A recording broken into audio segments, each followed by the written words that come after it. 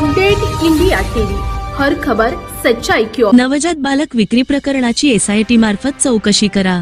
भारतीय जनता पक्ष जिल्हा महिला आघाडीची मागणी। विदर्भातील चंद्रपूर शहरात उघडकीस आलेल्या नवजात बालक विक्री प्रकरणाची सखोल चौकशी करून या प्रकरणातील मुख्य सूत्रधाराला अटक करण्यात यावी, तसेच संपूर्ण प्रकरणाचा तपास विशेष तपास पथक SIT मार्फत करण्यात यावा, अशी मागणी भारतीय जनता पक्ष जिल्हा महिला आघाडीच्या वतीने जिल्हा पोलीस अधीक्षक आयुष नोपाणी यांना निवेदनाद्वारे करण्यात आली।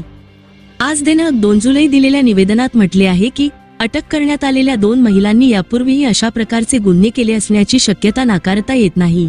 त्यामुळे या प्रकरणाचा सर्वंकष तपास करून बालक विक्रीच्या संभाव्य रॅकेटचा पर्दाफाश करणे आवश्यक आहे।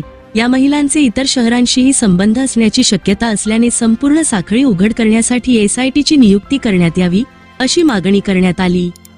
तसेच या प्रकरणाचे गांभीर्य लक्षात घेता संबंधित आरोपी महिलांची पोलीस कोठडी वाढवून त्यांच्याकडून अधिक माहिती मिळवावी, जेणेकरून या गुन्ह्यामागील इतर संबंधित व्यक्ती व संभाव्य सूत्रधारांपर्यंत पोलीस पोहोचू शकतील, असेही निवेदनात नमूद करण्यात आले आहे।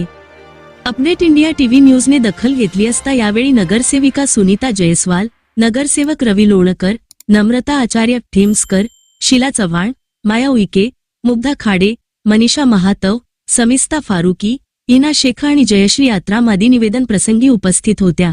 जिल्हा पोलीस अधीक्षक आयुष नोपाणी यांनी या प्रकरणी उचित पावले उचलली जातील असे आश्वस्त केले। जिल्हा प्रतिनिधी लिमेश माणूसमारे मध्ये त्यांचा सहभाग आढळून आलेला आहे आणि पक्ष कोणताही असला तरी कायद्यासमोर सगळे समान आहे, असं आम्हाला आमचे जे नेते माननीय सुधीरभाऊ मुनगंटीवार यांनी सांगितलं।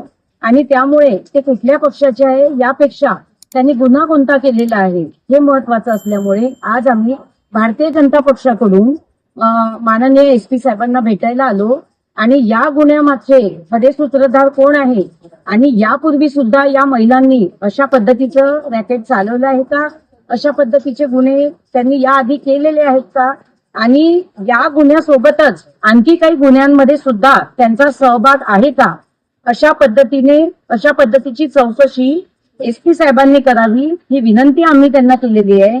त्याचसोबत माननीय मुख्यमंत्री साहेबांकडे SP साहेबांच्या माध्यमातून आम्ही पत्राद्वारे विनंती केलेली आहे की या सर्व हे जे प्रकरण आहे हे जेवढं सोपं दिसतंय तेवढं नसून हे अतिशय मोठं प्रकरण आहे, म्हणून SITची मागणी आम्ही SP साहेबांकडे केलेली आहे। आणि मला विश्वास आहे की राज्याचे गृहमंत्री, राज्याचे मुख्यमंत्री माननीय देवेंद्रजी फडणवीस या प्रकरणाकडे अतिशय गांभीर्याने बघून या प्रकरणाचा सोक्षमोक्ष लावून चंद्रपूर मधील महिलेला, पीडित महिलेला न्याय देतील। त्यासोबतच संपूर्ण महाराष्ट्रामध्ये कायदा आणि सुव्यवस्थेची स्थिती त्यांनी ज्या पद्धतीने हाताळली आहे ती स्थिती इथे सुद्धा ते उत्तम रीतीने हाताळतील, हा मला विश्वास आहे। धन्यवाद।